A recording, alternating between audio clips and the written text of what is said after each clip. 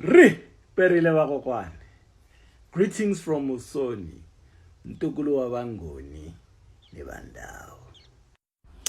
My package has finally arrived.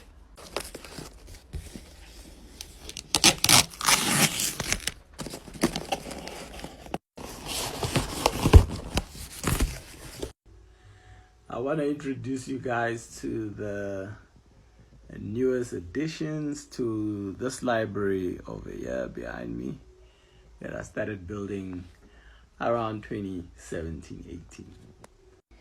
The first book is African Intellectual Heritage by Molefi Kite Ansante and Abu S.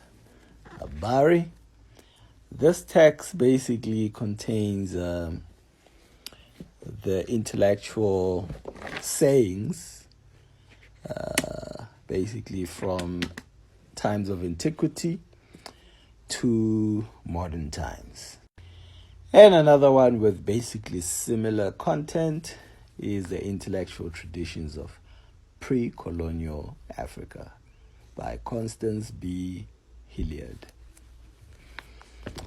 And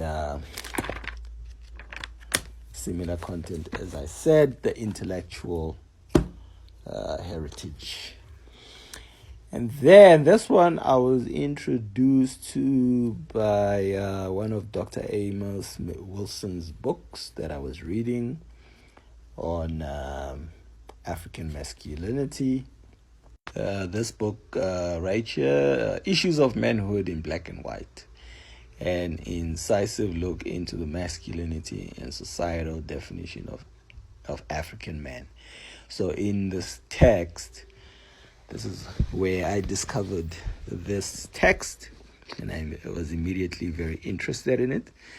Distorted Truths, the Bastardization of African Cosmology. Can't wait to grab this one as well. And then we have The Pale Fox. It was written by Frenchman Marcel Grial and his colleague I can't pronounce that surname. And basically this text is one of the most valuable resources on Dogon cosmology. And then we have The Initiatic Tales of Hajj Patah, and this is by Naba Lamusa, and also by Neb Naba Lamusa, the late, the great. This text right here, Philosophy Podium, a Dogon Perspective, 2nd edition. This text right here is a very special text, and by the way, I'd really waited for a long time to get this text, as it's basically sort of out of print. It's very, very hard to get hold of the text. Even on Amazon, most of the time you find that it's unavailable. So a very valuable jewel right here.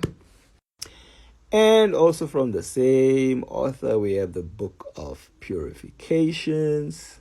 And from the same author, I also got the Kemetic Sidereal Calendar.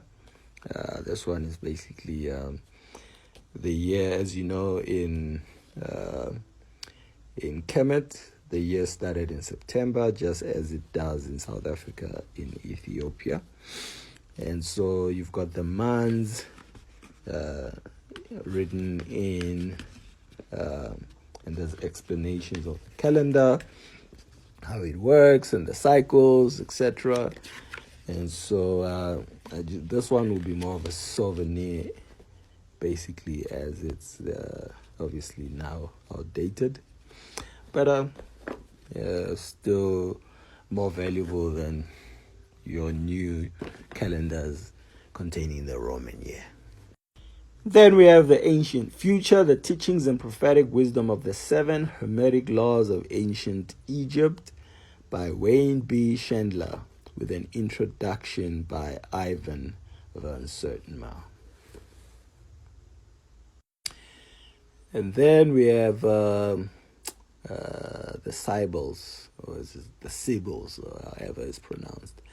The first prophetess of Mami Wata, The Theft of African Prophecy by the Catholic Church, and this is by Mama Zogbe, and I think the title is quite self-explanatory, and so it goes back into the origins, obviously, of Christianity within the same African traditions that they demonize. And last but not least, we have Daughters of the Trade and Atlantic Slavers and Interracial Marriage on the Gold Coast. This is by Pernell Ibsen. And it is basically has to do with the saga of the slave trade and how Africans collaborated in the downfall of our own continent. So those are some of the books that I'm adding to my library right here. And obviously most of them, 99% of the books that you find here, you cannot find in any bookshelf in South Africa. You have to import these books and all this stuff. So when I started out, I was trying to look into the past to understand why we are where we are as African people, why things are happening as they are. And having done that, today I am more excited about reading texts on African cosmology, especially those written by people who are initiates themselves into the specific craft of that cosmology.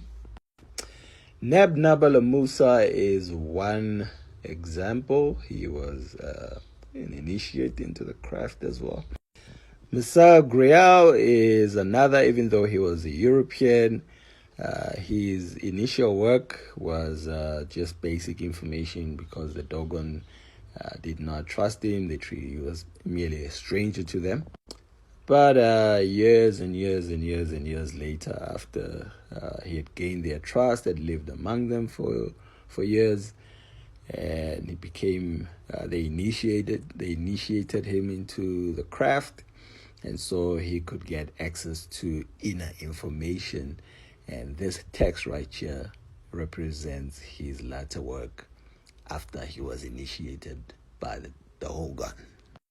And of course, you guys know Baba Vusamazulu Credo Mutwa was a Sanusi.